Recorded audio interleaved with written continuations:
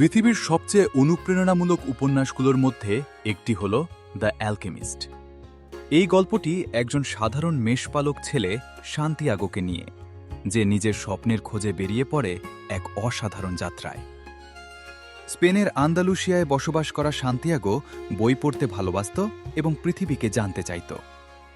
কিন্তু তার জীবনের মোড় ঘুরে যায় একটি রহস্যময় স্বপ্নের মাধ্যমে।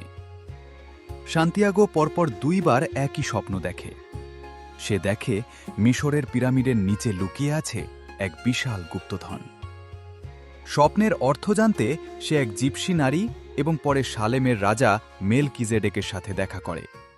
রাজা তাকে শেখান পার্সোনাল লেজেন্ড, অর্থাৎ মানুষের জীবনের আসল লক্ষ্য। নিজের স্বপ্ন পূরণের জন্য সান্তিয়াগো তার সব ভেড়া বিক্রি করে মিশরের পথে যাত্রা শুরু করে।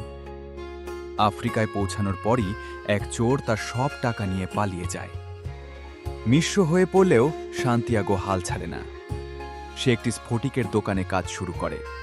কঠোর পরিশ্রম আর নতুন নতুন আইডিয়ার মাধ্যমে সে দোকানের ব্যবসা বদলে দেয়।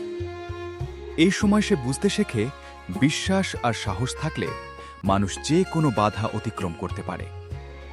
টাকা জমিয়ে সান্তিয়াগো সাহারা মরুভূমি পাড়ি দেওয়ার সিদ্ধান্ত নেয়।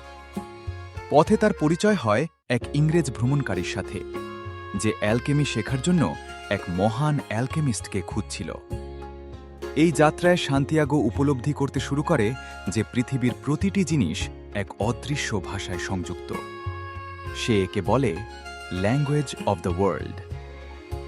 মরুভূমির যুদ্ধের কারণে তারা আশ্রয় নেয় আল ফায়ুম মরুদ্যানে। সেখানে সান্তিয়াগোর দেখা হয় ফাতিমা নামের এক তরুণীর সাথে। তারা প্রেমে পড়ে। একদিন মরুভূমির কিছু লক্ষণ দেখে সান্তিয়াগো আসন্ন যুদ্ধের ভবিষ্যৎবাণী করে। তার কথা সত্যি হওয়ার পর সেখানেই তার দেখা হয় প্রকৃত অ্যালকেমিস্টের সাথে। অ্যালকেমিস্ট সান্তিয়াগোকে নিয়ে পিরামিডের পথে রওনা দেন। পথে তারা একদল যোদ্ধার হাতে বন্দী হয়। নিজেকে বাঁচাতে সান্তিয়াগোকে প্রমাণ করতে বলা হয় যে সে বাতাসে রূপান্তরিত হতে পারে। নিজের হৃদয়ের কথা শুনে এবং প্রকৃতির সাথে একাত্ম হয়ে সে এক বিশাল ধূলিঝড় সৃষ্টি করে।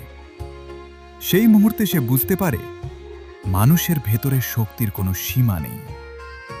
পাওলো কোয়েলহোর দ্য অ্যালকেমিস্ট শুধু একটি উপন্যাস নয়, এটি স্বপ্ন, সাহস এবং নিজেকে খুঁজে পাওয়ার এক অসাধারণ যাত্রা।